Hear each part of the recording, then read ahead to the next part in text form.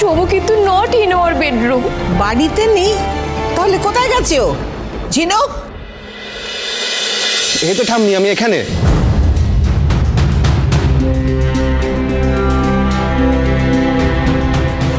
আসলে ওই চিলেকোঠা ঘরে আমি বই পড়ছিলাম। কি ব্যাপার বলো তো, তোমরা হঠাৎ এত খোঁজাখুঁজি করছো, কিছু হয়েছে? শোভু বেবি, তুমি হাউসেই ছিলে বেবি? হ্যাঁ। ঝুম্পা, ও তো বাড়িতেই ছিল, তারপরে তুমি ঝিনুকের নামে এত মিথ্যা কথা বলছিলে কেন?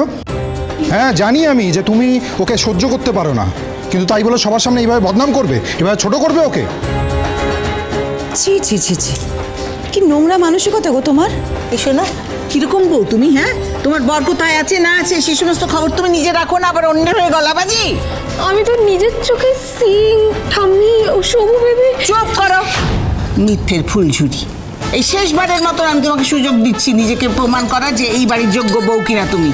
যদি প্রমাণ করতে পারো ভালো, তাহলে তো সোজা তোমার বাপের বাড়ি গিয়ে আমি তোমাকে রেখে দিয়ে চলে আসবো।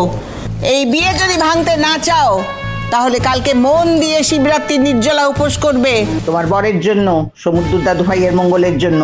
আমি দেখি তোমার বরের প্রতি কেমন তোমার শ্রদ্ধা, কেমন তোমার ভালোবাসা। উপোস?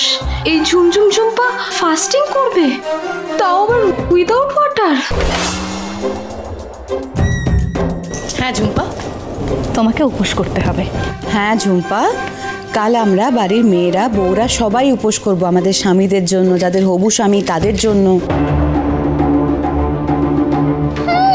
বই গেছে আমার এসব উপোস রাখতে।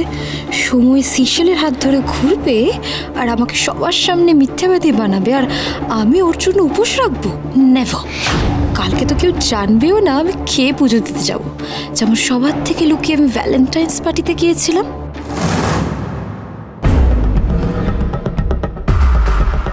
এই ভ্যালেন্টাইন্স ডে দিন তোমাদের দুজনকে একটা কাজ দিয়েছিলাম, তোমরা দুজনেই সেই কাজটা করতে পারলে না। You both are good for nothing.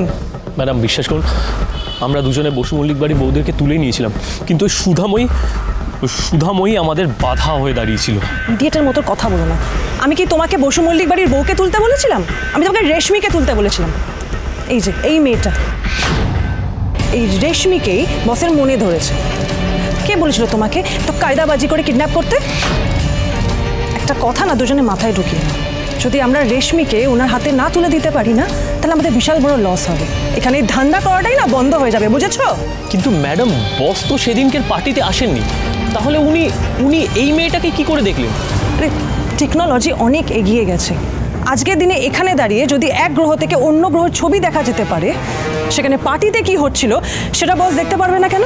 Anyways, এখন মোদ্দা কথা হলো ওই রেশমি বসু মল্লিককে আমাদের চাই কোনো মতে, অ্যাট এনি কস্ট। কিন্তু ম্যাডাম, আমি কয়েকদিন ধরে বাইনাকুলার নিয়ে বসু মল্লিক বাড়ির সামনে বসেছিলাম, একটাও মেয়ে বউকে আমি বসু মল্লিক বাড়ির বাইরে আসতে দেখিনি। কিন্তু হঠাৎ করে চা খেতে গিয়ে ওই চায়ের দোকানে ওই বাড়ির বউ দুটোকে দেখতে পেলাম, তাই তো আমরা প্ল্যানিং করে ওদেরকে ওখান থেকে তুলে নিলাম। আর ম্যাডাম বলছি, আমার কাছে একটা খবর আছে, মানে যদি আপনি জানতে চান তাহলে আমি জানাতে পারি। এত হেয়ালি না করে কি খবর তাড়াতাড়ি বলো। হ্যাঁ, আমার আরেকটা কথা আছে, শোনো রেশমি দিদিভাই, বলছি সবাই মন্দিরে জল ঢালতে গেলেও তুমি কিন্তু বাড়িতেই জল ঢালবে। যা সমস্ত ঘটনা ঘটে গেল তারপরে তোমার বাড়ি থেকে না বেরোনোই ভালো, ঠিক আছে? হ্যাঁ মা, এটা আপনি একদম ঠিক বলেছেন। আমাদের বাড়ির ওপর না খারাপ মানুষজনের নজর পড়েছে মা, ওর এখন বাড়িতে থাকাই ভালো। হ্যাঁ, ঈশ্বরের কৃপা যে বড় কোনো ক্ষতি হয়ে যায়নি, একটা ভুল যে কত বড় সর্বনাশ ডেকে আনতে পারে সেটা নিজের চোখে দেখলে তো, তাই দ্বিতীয়বার ওই কুপথে আর পা বাড়িও না। আমি বলছি কি, রেশমির তো মনটা একেতেই খারাপ, মানে ও ভয়ে আছে।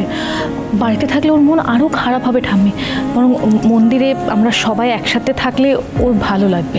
হ্যাঁ ঠাম্মি, ওর ভয়টাও তো কাটাতে হবে। ও বাড়িতে আর কদিন থাকবে এইভাবে? ওকে বরং আমরা নিয়ে যাই, তুমি একদম চিন্তা করো না, আমি আর সুধা আছি, ওকে চোখে চোখে রাখবো। হ্যাঁ ঠাম্মি, আমি কথা দিচ্ছি। ঠিক আছে, তোমাদের উপর তো আমার ভরসা আছে, তো আমি মত দিলুম, তাই নিয়ে যাও। এই যে ডলি, তোমাকেও কিন্তু উপোস করতে হবে। হ্যাঁ, সামনে তো বিয়ে, নির্জলা উপোস। সম্রাটের মতো এত ভালো একটা বর পাচ্ছিস, এটা তো ভোলানাথেরই কৃপা বল। হ্যাঁ চল চল ভেতরে চল তোরা।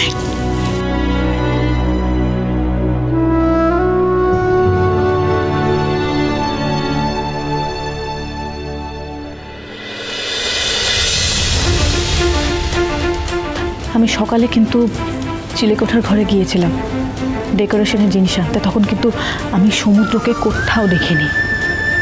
তুই কি আমার কাছ থেকে কিছু লুকোচ্ছিস? দেখছি, আমি খুব ভালো করে জানি যে আমার বোন দুই পরিবারের সম্মান নষ্ট হোক এমন কোনো কাজ করতে পারে না, কি তাই তো?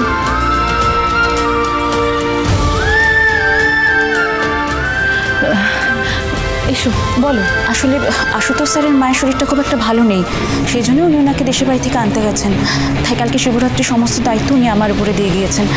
তাই ওই বিষয়ে তোমার সাথে একটু কথা ছিল, এখন কি বলা যাবে?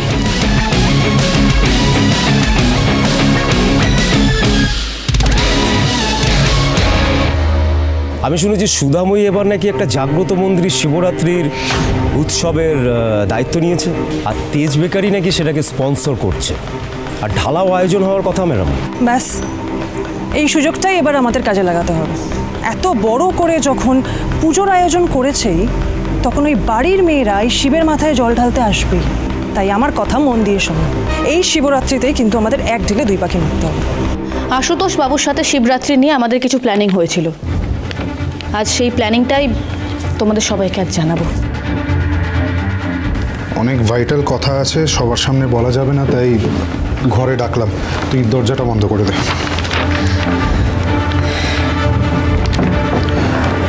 জগদ্ধাত্রী মন্দিরে এই শিবরাত্রি ইভেন্টটা খুব ইম্পর্টেন্ট আমাদের কাছে।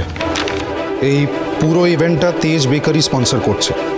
অনেক মানুষ আসবে, আমাদের সবাইকে অ্যালার্ট থাকতে হবে যাতে সুধার কোনোভাবে কোনো ক্ষতি না হয়। অলরেডি একটা বড় ভাড়া গেছে সুধার উপর দিয়ে, আমি আর কোনো রিস্ক নিতে চাই না। তুই নাকি সুধা ধরবে? না না না না না না না, ইম্পসিবল। সুধা তুমি তো জানোই না যে শিবরাত্রিতে ওই জাগ্রত মন্দিরে কি ঘটতে চলেছে। হ্যাঁ মানে আমার আর সার্থকের সাথে যা করেছে এই সুধা আর তেজ বসু মল্লিক, এর প্রতিশোধ তো ওদের নিতেই হবে।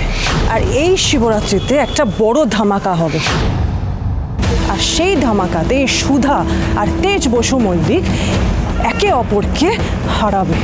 তেজ, তুমি আমাকে নিয়ে কেন চিন্তা করছো? তোমাকে নিয়েই আমার চিন্তা, কারণ ওদের মেন টার্গেট তুমি। তুহিনারা খুব ভালো করে বুঝে গেছে যে ওরা যদি তোমাকে ওদের রাস্তা থেকে সরিয়ে দিতে পারে, তাহলে ওদের আটকানোর জন্য আর কেউ বেঁচে থাকবে না।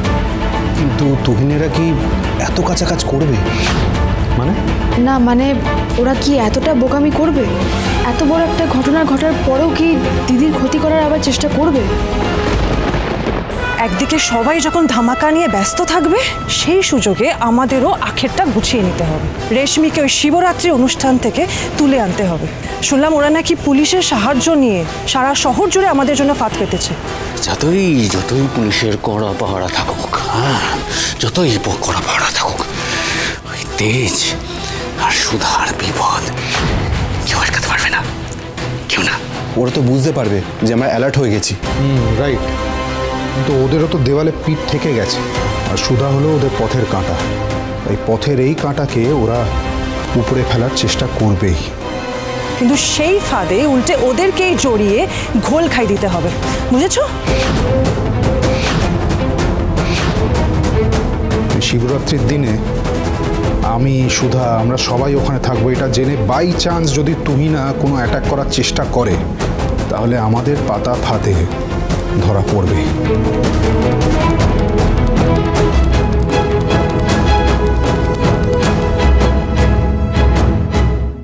তুমি মুয়ে উঠেছো কেন? নিচে নামো। আগের বার না তোমার জন্য আমি পড়ে গিয়েছিলাম। একদম মিথ্যা কথা বলবে না, তুমি নিজেই বকবক করছিলে, তারপর পড়ে গেছিলে, তারপর আমি পড়ে গেছিলাম। তুমি পড়ে গিয়েছিলে মানে? তোমার প্রেমে। আমি উঠছি।